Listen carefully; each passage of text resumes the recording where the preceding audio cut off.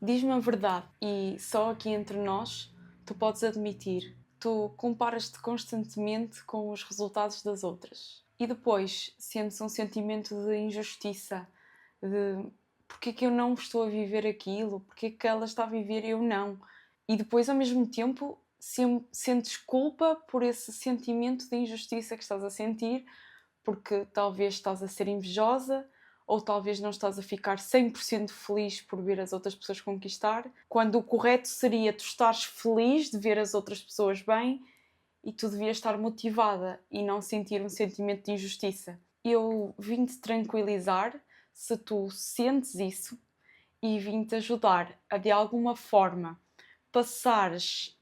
pegares nesse sentimento e passares a seres tu a agir e seres tu a teres os resultados que tu vês as outras pessoas ter. Mas primeiro eu preciso de fazer todo um contexto e preciso mesmo que tu não desistas deste vídeo e que no final do vídeo, se tu aguentares até ao final, eu espero que sim, tu me digas depois se realmente isto ajudou ou não. Antes de mais, eu queria-te só pedir para subscrever o canal no botão aqui em baixo.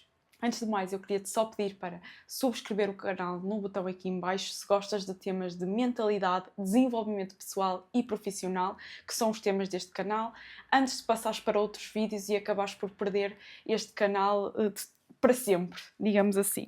Eu estava aqui à procura deste livro, um marcador interessante, que é a régua, que eu utilizo para sublinhar o livro. Um livro que eu já apresentei aqui no Desafio de Leitura, que são os 12 regras para a vida. Eu comecei finalmente a ler este livro, depois de estar muito tempo guardado na estante. E houve um capítulo deste livro que me ajudou a entender toda esta problemática, não da comparação em si, mas porque é que nós, apesar de desejarmos os resultados que as outras pessoas estão a ter e que nós vemos os outros a desfrutar, não conseguimos agir no sentido de também termos esses resultados. E talvez entendendo a razão pela qual isso acontece, nos levará mais rápido a corrigi-la. E para isso eu quero falar sobre o segundo capítulo deste livro, que corresponde à segunda regra do livro. E a segunda regra intitula-se de Cuida de si da mesma forma que cuida daqueles que ama. Ele começa por falar sobre porque não tomas a porcaria dos comprimidos. É quase como uma história inicial que nos provoca e mexe connosco. E ele começa por falar inicialmente, de forma provocativa, porque que tu não tomas os teus comprimidos. E ele descreve na perfeição aquilo que acontece quando nós somos diagnosticados com alguma doença ou com alguma situação clínica que necessite de nós tomarmos uma medicação e toda a gente, de alguma forma, já teve que tomar comprimidos por alguma razão na sua vida e há muitas pessoas que não seguem os tratamentos à risca.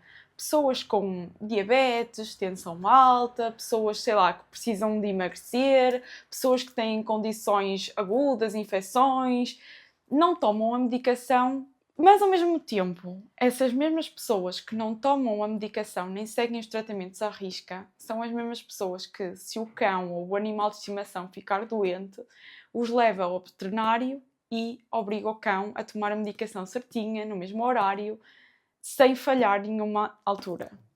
E eu não pude deixar de pensar na minha própria situação. Eu recentemente fui diagnosticada com uma infecçãozinha no ouvido, coisa do verão e das piscinas e tudo mais, talvez, e foi-me prescrito um antibiótico. E eu tenho que admitir aqui que, apesar de eu tomar sempre a medicação, eu muitas vezes não tomo no horário correto e acabo por me lembrar uma hora depois que eu tinha que ter tomado o medicamento uma hora antes. No entanto, curiosamente, a minha coelha, um mês antes, tinha tido exatamente uma infecção no ouvido e eu dava-lhe a medicação rigorosamente às 8h30 da manhã, sem falhar. E às 8h30 da noite, sem falhar um único minuto. Eu colocava um despertador no meu telemóvel para as 8h25 e quando tocava o despertador eu já sabia que eu tinha que preparar tudo para as 8h30 em ponto eu estar a dar a medicação à minha coelha.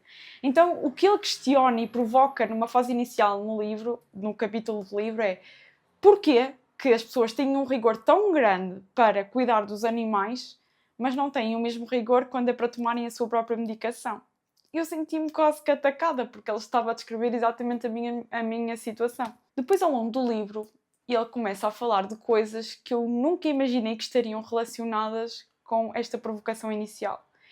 Ele começa a falar, o autor, do Adão e Eva, da história de Adão e Eva, da Bíblia, que toda a gente, religiosa ou não, deve conhecer, na qual ele explica que Adão e Eva foram colocados num paraíso, no Jardim do Éden, por Deus, com as fronteiras bem delimitadas, e foi-lhes apresentado duas árvores, a árvore do conhecimento e a árvore da vida. Sendo que Deus instruiu Adão e Eva que poderiam apenas comer frutos da árvore da vida e não poderiam comer frutos da árvore do conhecimento do bem e do mal. No entanto, vocês já devem saber a história, eu quero resumir ao máximo, apareceu uma serpente que tentou a Eva e lhe disse: olha, se tu comeres da árvore proibida, da árvore do conhecimento, tu vais ter os mesmos conhecimentos, a mesma capacidade de compreensão do mundo que Deus.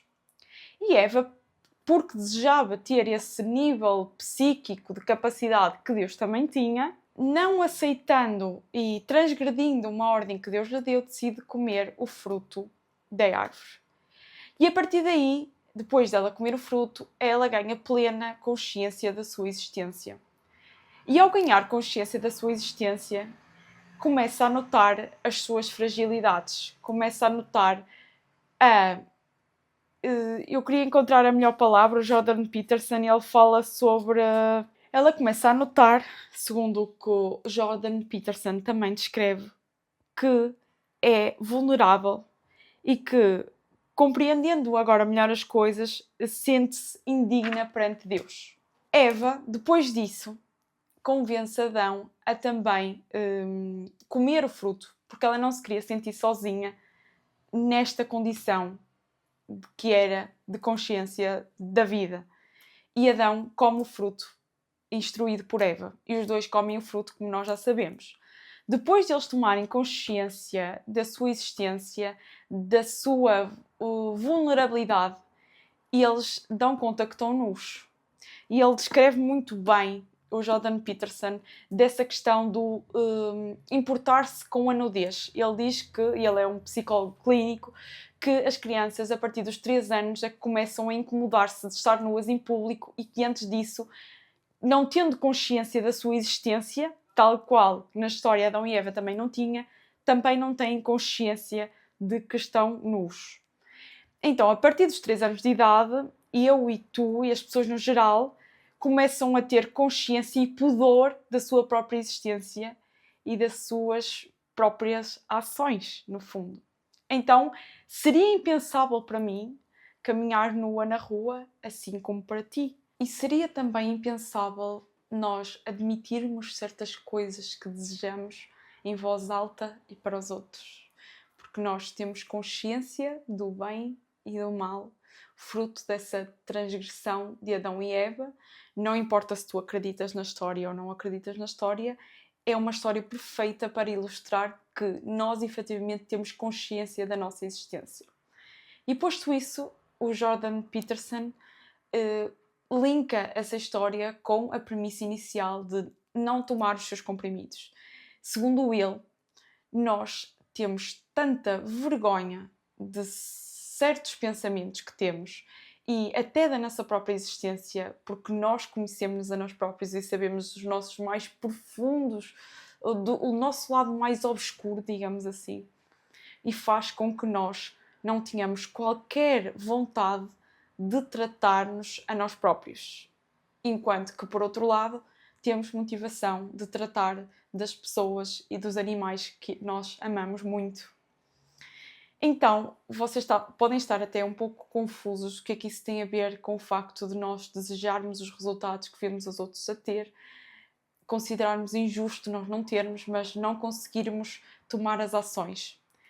Eu acho, e foi por isso que eu decidi apresentar este capítulo do livro, que nós também, apesar de desejarmos certo tipo de resultados, não nos sentimos merecedores de tais resultados. E isso pode ser fruto, sim, do nosso conhecimento das nossas razões obscuras, porque muita gente, por exemplo, quer ganhar dinheiro e acha que isso é sujo e por isso não quer admitir que quer ganhar dinheiro e quer fugir a isso e acaba por não ganhar dinheiro porque sente que isso é mau.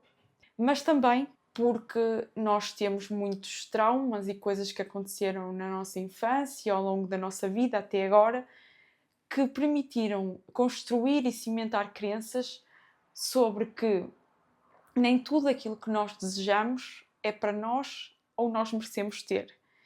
E por isso, se no fundo tu achas que não és uma pessoa merecedora daqueles resultados, tu podes entrar num paradoxo de desejar ter, mas achar que não mereces ter.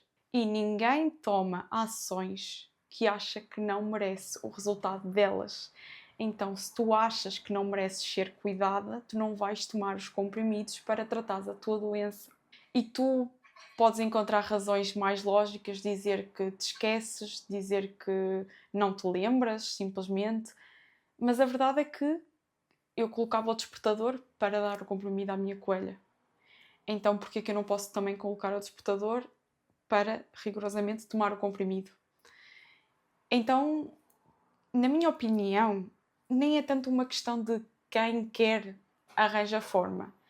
É mais uma questão de quem acha que merece, eventualmente tem consciência que aquele resultado está à espera dela e vai encontrar formas de conseguir chegar lá. Mas quem acha que não merece, sempre se vai autossabotar e encontrar desculpas, que eu acho que é aquilo que pode estar a acontecer contigo.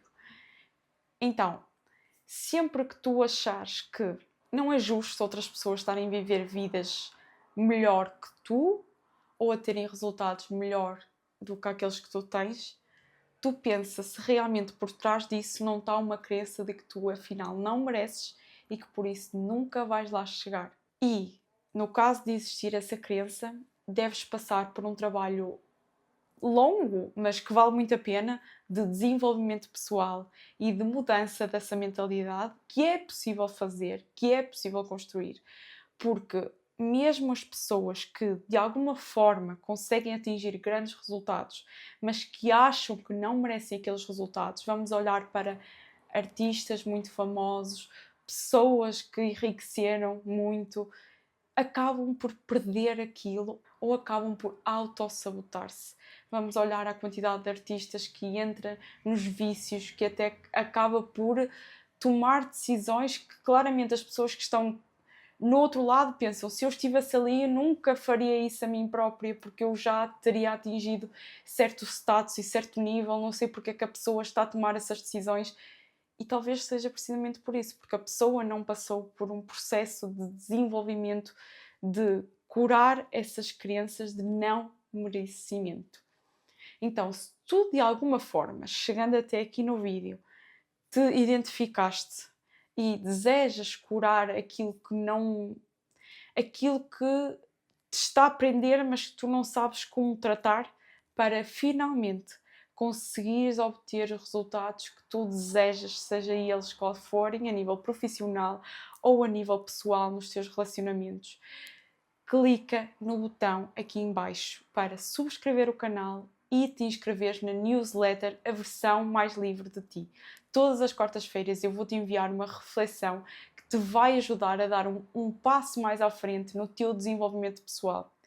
Depois, eu estou a preparar, e é a primeira vez que estou a revelar aqui neste vídeo, um segundo lançamento do meu programa de desenvolvimento pessoal. E não sei bem se o lançamento ainda irá acontecer este ano. É provável que não, que irá ser no início de 2026. No entanto, se tu queres ficar de perto, clica para te juntares aqui a esta comunidade para depois poderes fazer parte desse programa no futuro, quando ele for lançado. Eu agradeço muito de teres ficado até aqui. Se tu sentes que és uma pessoa que procrastina muito aquilo que tu precisas de fazer, eu sugiro que vejas este vídeo a seguir, que é como vencer a procrastinação e finalmente fazer acontecer. É um vídeo muito importante que te vai ajudar também a dar o passo seguinte. Obrigado por teres ficado até aqui. Um grande, grande beijinho e até ao próximo vídeo.